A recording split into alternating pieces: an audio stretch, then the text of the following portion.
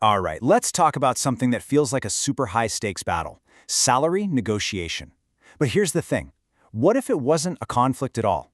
What if it was just a strategic game that you could absolutely win? So let's get right into this playbook because it could literally change how much you earn over your entire career. You see the sentence on the screen? This is probably the single most common and, yeah, the most costly mistake anyone can make. It says, my current CTC, that's cost to company, is 12 lakhs per annum and I'm expecting 18.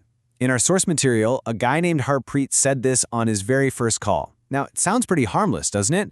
Like you're just being helpful, but trust me, it's a trap.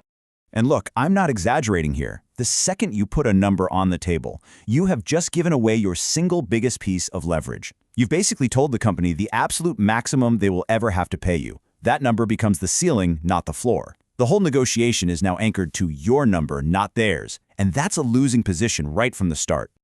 Okay, so let's get tactical. Part 1 of the playbook is all about mastering that opening move. And this is all about how you take control of the conversation right from the very beginning and completely flip the dynamic.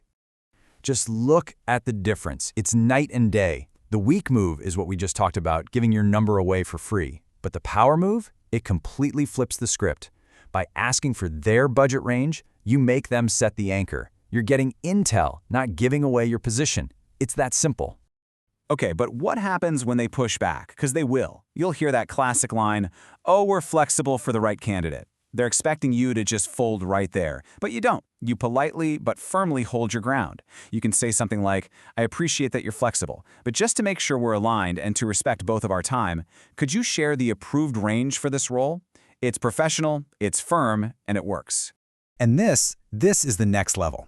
This is where you go from just a candidate to a real strategic partner. You're not just asking for money, you're diagnosing a business problem. When you ask things like, how long has this role been open? You're really asking, how much pain is the company in right now? The more you understand their problem, the more you can position yourself as the solution. And listen, the more pain you can solve for them, the more they're willing to pay. Period. All right, so you've played the opening perfectly. And then it happens. The offer lands. This is a huge moment. And your gut reaction, whether it's yes or oh no, is probably emotional. The playbook says, ignore that gut reaction. Don't react.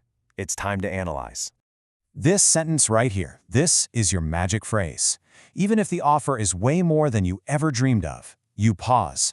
Saying this one simple thing makes you look composed, mature. It makes you look like a pro who makes thoughtful decisions, not an amateur who just jumps at the first thing they see. It subtly makes you more valuable in their eyes. So let's make this real. Let's talk about Anmol, a case study from our sources. He gets this offer, 25 lakhs per annum. Now, on paper, that looks amazing, right? It was a huge hike from what he was making. Most people would just say yes right then and there. But Anmol, he knew to pause and probe. And here's why. You pause.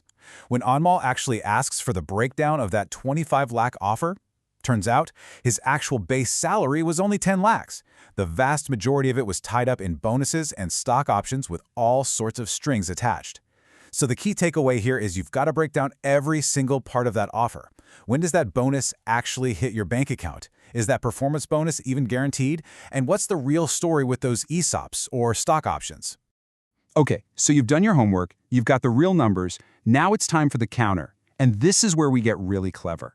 We're not just going to ask for more money, we're going to change the entire playground. Here's what you do. You make two huge shifts in your strategy. First, you take the conversation off a high-pressure phone call and put it into a calm, well-crafted email. This gives you control, it creates a paper trail, and it takes the emotion out of it. And second, and this is huge, you stop talking about just one number. You start negotiating the entire package. So remember Anmol's offer? When you look at it like this, the problem just jumps out at you. Almost half of his so-called compensation was in stock options.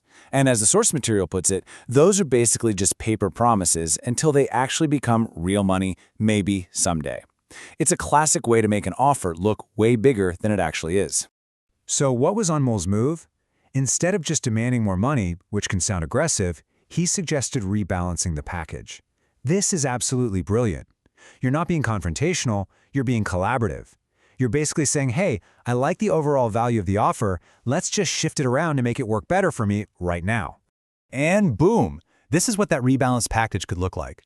By shifting the value from those maybe money stock options into his guaranteed base salary, he could potentially take his actual take-home pay from 10 lakhs to 16 lakhs.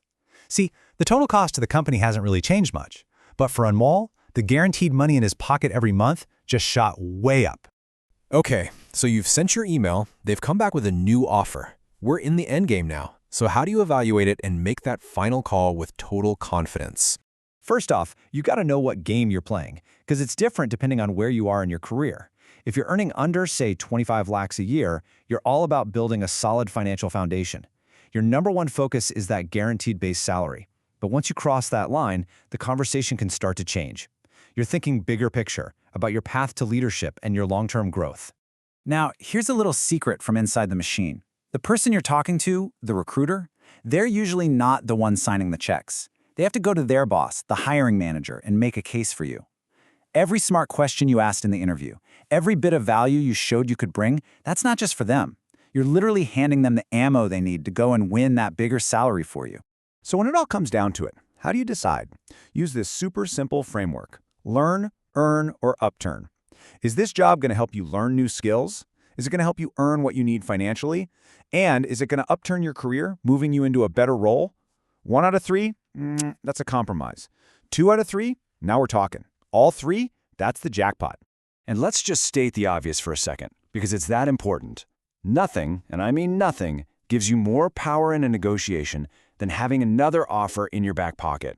It's what they call your BATNA, your best alternative to a negotiated agreement. It's your safety net. It's your ultimate power move. So I want to leave you with this idea. This whole thing, negotiating your salary, it's not some awful chore you have to do every couple of years. It's a skill you're building constantly. Every project you own, every new thing you learn, every win you get at work, you're not just doing your job. You're building leverage for the next negotiation and the one after that.